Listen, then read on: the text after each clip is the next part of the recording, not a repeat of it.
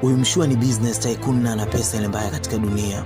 Na Ingachuli ni general yenye wasfa wa nyota 9. Wote walikuwa hawana idea kuwa mtoto wao aliishi maisha ya kifukara kwa muda wa miaka 20. Baada ya kufikia umaarufu mkubwa na mafanikio, wakaamua kurudi sasa ili kumtembelea mtoto wao. Mara Puu akakutana bwana, kumbe walitarakiana kwa muda wa miaka 20 iliyopita. Wakaanza kwa kutaniana, we mzee Kasongo umefubai Suzibale. Sasa mzozo ulianza pale ambapo kila mmoja alimuulizia mtoto, hapana, baada ya talaka mimi nilikuachia wewe. Aisee, Ngachuli ndio kapata idea sasa. Kumbe wote waliondoka wakidhani mtoto yupo na mwenzie. Baada ya upelelezi wa kina wakapata data zote za mtoto wao. Aisee, mzee alijisikia vibaya mno. Kumbe mtoto wake alikuwa ni mwokota takataka tangu alipokuwa na miaka 5, na kwa sasa anafanya kazi ngumu za vibarua katika construction site. Wazazi baada ya kushuhudia maisha magumu ya mtoto wao walihitaji kumuona kwa haraka iwezekanavyo.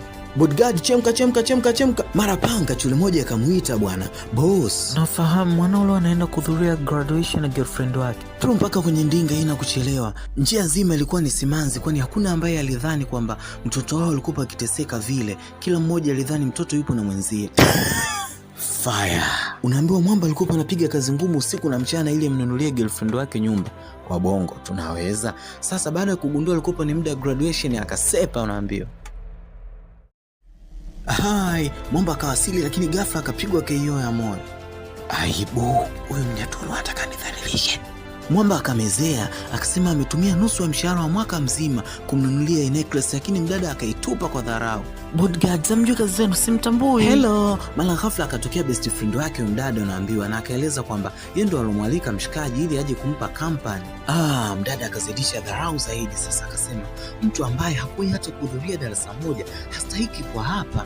Kwa kuwa mwamba alikuwa na upendo wa kweli, hakutaka kuendelea kumkera girlfriend wake. Akainama akachukua ile necklace na akaamua kuondoka, huku akiwa katika msongo wa mawazo, anaambiwa. Asa Ngachuli moja ikadakia, jamani huyu Kibaraka anafanya nini hapa? Mdada akataka kumwaga mchele, unaambiwa kwenye kuku wengi. Stop.